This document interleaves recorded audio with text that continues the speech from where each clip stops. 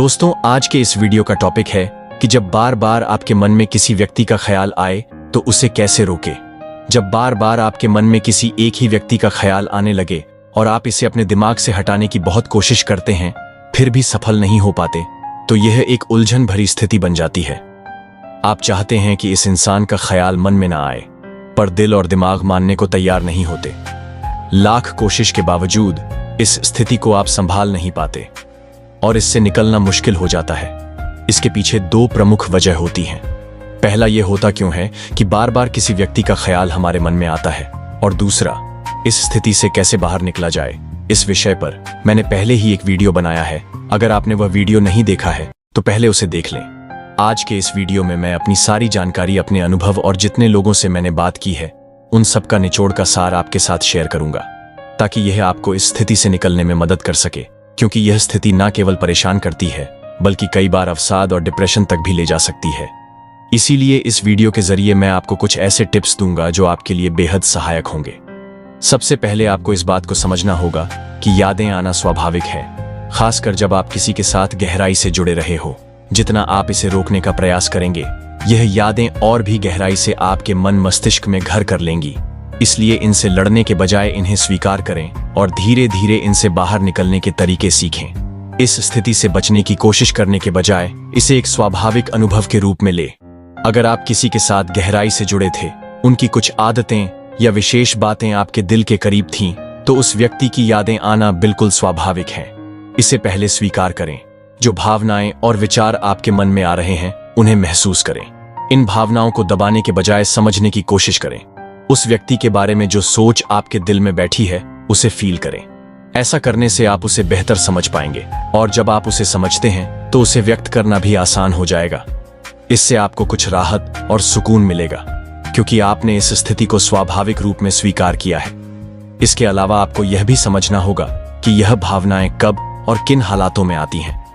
क्या यह किसी खास जगह या घटना से जुड़ी हुई है, या फिर जब आप अकेले होते हैं तब उस व्यक्ति की यादें आपके मन में आती हैं। अगर आप इस स्थिति को समझ पाएंगे तो उस समय अपने मन को थोड़ा दूसरी दिशा में ले जाना आसान होगा। जब आप अकेले हो और उस व्यक्ति का ख्याल बार बार आए तो खुद को व्यस्त रखने की कोशिश करें।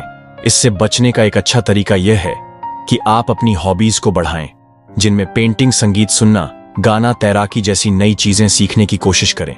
इन गतिविधियों से आप अपने मन को उस याद से हटाकर नए अनुभवों में लगा पाएंगे, जिससे आपके मन को शांति मिलेगी। जब भी आपके फुर्सत के समय में उस व्यक्ति का ख्याल आ जाए तो उस समय को किसी और उपयोगी गतिविधि में लगाने की कोशिश करें।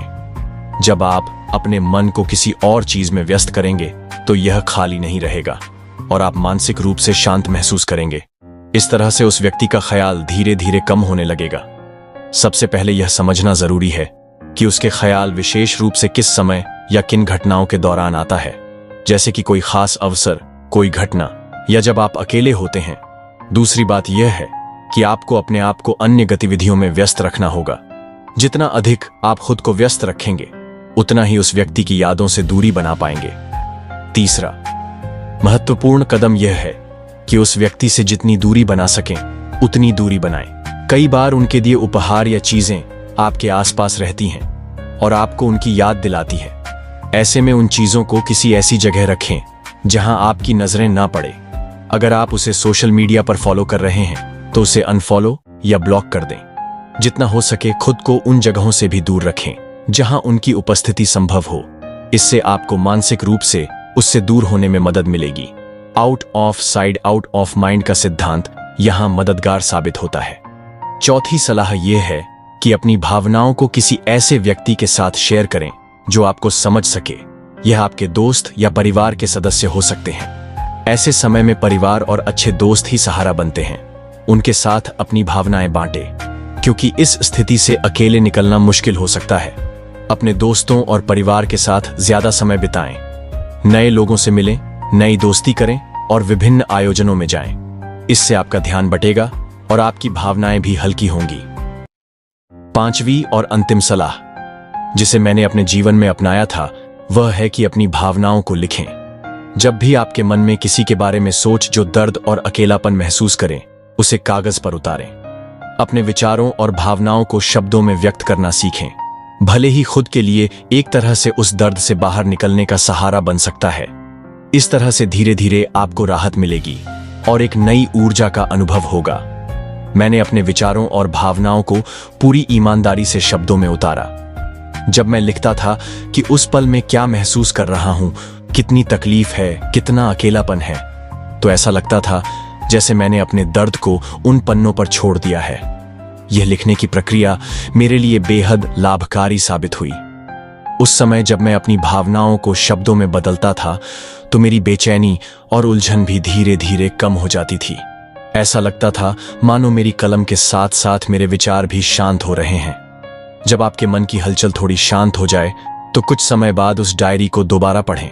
आपको ऐसा लगेगा जैसे वह डायरी आपसे बात कर रही हो, आपके दर्द और संघर्ष को खुद बयां कर रही हो। यह प्रक्रिया आपको समझने का मौका देती है कि उस समय आप किस स्थिति में थे और अब आप कितनी शांति से उसके समाधान को सोच पा रहे हैं। ऐसे में अपने ही लिखे हुए शब्दों के माध्यम से आप अपनी समस्याओं का हल खुद ढूंढने लगते हैं। यह मेरा व्यक्तिगत अनुभव है और इससे मुझे बहुत राहत मिली। इसलिए मैं यह 5वां सुझाव आप सभी के साथ शेयर कर रहा हूं। अगर आप भी इन सभी उपायों को आजमा कर देख चुके हैं और फिर भी आपको राहत नहीं मिल रही है तो आपको एक अनुभवी रिलेशनशिप एडवाइजर या काउंसलर की मदद अवश्य लेनी चाहिए। खुद को मजबूत मानना अच्छी बात है, परंतु ऐसी स्थिति में एक विशेष एडवाइजर की सलाह आपके लिए सहायक हो सकती है। तो दोस्तों, उम्मीद है कि यह वीडियो आपकी थोड़ी मदद करेगा और आपके जीवन में सकारात्मक बदलाव लाएगा। अगर आप चैनल पर नए हैं तो चैनल को सब्सक्राइब करना ना भूलें और पहले से सब्सक्राइब कर रखा है तो आपका दिल से धन्यवाद।